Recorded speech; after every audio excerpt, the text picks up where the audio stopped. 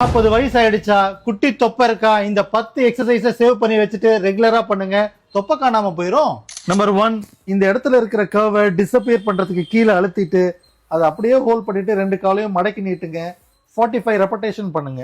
Number 2, collar இது மாதிரி மடக்கி வச்சுட்டு தலைக்கு பின்னாடி கை வச்சுட்டு ஹெட் அண்ட் செஸ்ட் இப்படி மேல இருக்க மாதிரி லிஃப்ட் பண்ணி விடுங்க.